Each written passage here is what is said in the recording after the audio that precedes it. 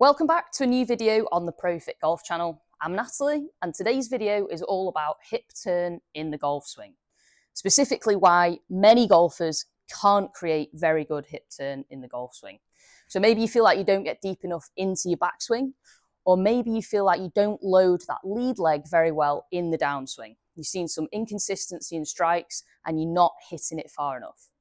So watch the next part of the video and I'll tell you exactly why. In order to have a greater understanding of hip turn in the golf swing, we need to look at the pelvis, which is why I've got a handy alignment stick with me today. So you've probably seen this drill happen a few times before, but we're going to look at it from a slightly different perspective. I'm going to take my alignment stick and just pop it through the belt loops, which seems to be the hardest part of this exercise so far. So, alignment stick's attached to my trousers. Now, the pelvis creates a few movements. It can move globally as a block, and it can also move slightly separately from the bones on the side as well. Very limited, subtle movements, something you'll never notice, and to be honest, you don't need to worry about. We want to look at the global movements because they're the ones that are happening within the golf swing. So as a person, we have two main movements from the pelvis. We have an anterior tilt, which is basically a forwards tipping of the pelvis. So if I come down the line here, pop my hands on my hip bones, a forwards tipping of the pelvis, you can see that the alignment stick came a little closer to the ground.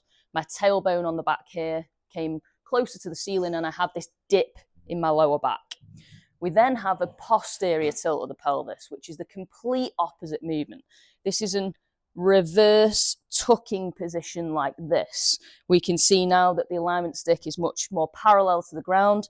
I've become a little bit hunched because the front of my pelvis has tucked towards my chin and my tailbone has tucked underneath my butt. Now, both those movements happen all day, every day, in everything that you're doing. Walking, running, doing a lunge, playing golf, jumping, landing, everything. We need both of these movements to occur to make our daily movements.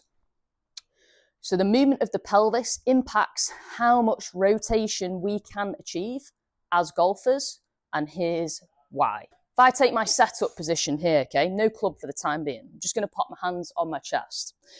You can see the alignment stick's fairly level.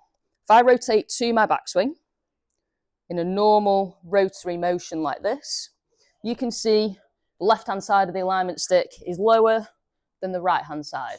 And that's because my pelvis has created an anterior tilt, the forwards tipping motion, okay? So my tailbone has gone slightly higher to the ceiling.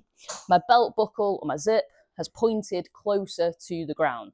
That's why we have this angle on the alignment stick. What that does, it allows the thigh bone, your femur, to internally rotate into the socket.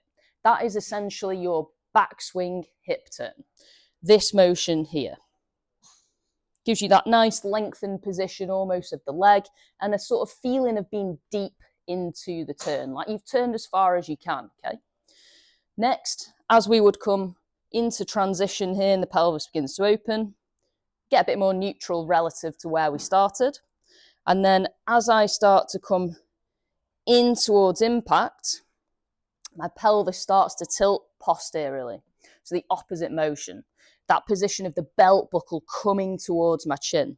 And now you can start to see the left-hand side of the alignment stick is much higher than the right-hand side because I'm now creating the opposite angle. As I would come through to my finish position here, still relatively got somewhat of that angle and a lengthened left-hand leg. Obviously, if you're a lefty, these positions are reversed. What this does is allow you to load the lead leg through impact into the downswing. So from here, as I'm rotating through, that posterior tilt of the pelvis allows me to create the internal rotation of my left leg now, total opposite from the backswing, and finish my golf swing on balance as it should be. So if I can't make one or both of these movements as a golfer, there will be some form of compensation in terms of technique to try and counteract for the lack of movement happening at the pelvis. So if I set up to the ball here, we know from what we explained earlier, what we're looking for is that slight anterior tilt of the pelvis allows you to create a proper hip turn. Let's say I can't make that motion very well. The most common mistake is we're going to be swaying off the backswing here, laterally moving across to the right or to the left as a lefty, shifting the centre of mass across. Now, on days when your timing is good, you probably won't notice that much. But in the longer term perspective and the development of your swing, it will make it difficult to hit the ball consistently well. When we look at the downswing, we see similar compensations as well. So as I make my backswing, the most common one is to early extend, thrust up, pull that body upwards in towards impact, because we're not getting the motion of this through the pelvis. Second one, also very common, is kind of the downswing slide.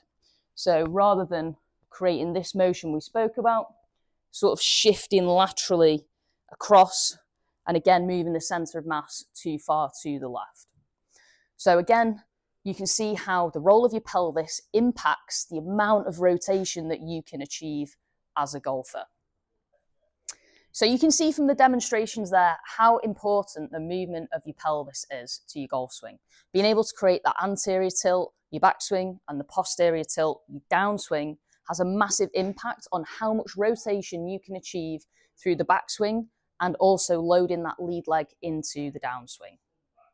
Thanks for watching. Hope you enjoyed this video and hope you found this information helpful to your golf swing. Thank you to Hartford Driving Range for allowing me to use this practice bay. And don't forget, if you enjoyed this video, hit the thumbs up button, press the bell to subscribe, and see you next time for more golf fitness content.